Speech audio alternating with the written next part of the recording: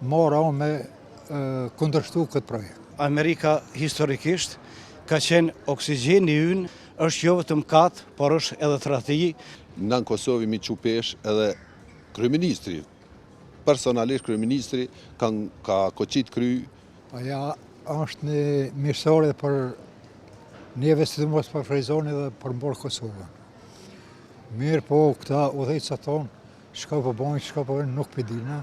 I sholla bojnë edhe në vjen gaze Amerikan, edhe stabilizohen me rrymë e tjera. Po në ndimën më të madhe, përkarën më të madhe, këna posë për Amerikës edhe kemë.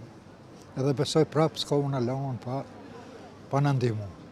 Kështu që mora me kundërshtu këtë projekt. Është punuar dekadat të tëra që Amerikën të kemë pranë, sepse Amerika historikisht ka qenë oksigjeni ynë dhe thjesht promotori dhe ekzistenca e qenjes sonë kombëtare, pa të cilën as shteti ynë, as dje, as sot, as në histori nuk do t'ishte, pa tham as dje, sepse për herë të parë Shqipëria ka marrë mbështetjen nga George Washingtoni dhe të tjerë, kur Evropa ka synuar që të ndaj gjeografikisht, madje Bismarck ku thotë 7 herë se Shqipëria du të fshihet nga harta botërore.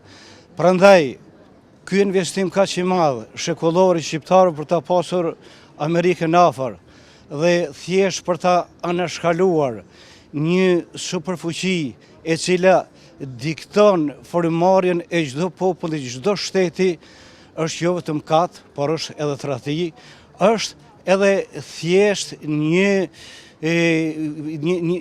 pjesë që burmosët dhe vepron në bazë të projekteve serbe-ruse, sepse rusët janë ata që duan ta shtrin influencën e tyre në Kosovë.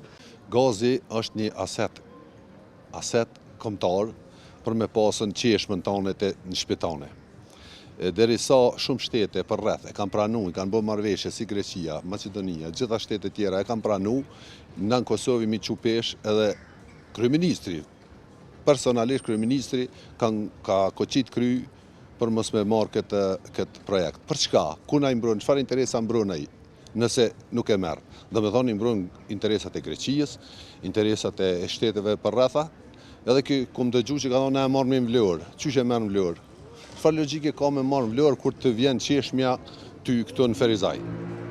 E ki, për shembull, me gaz mund më rregullu nxemja qendrore e qyteteve.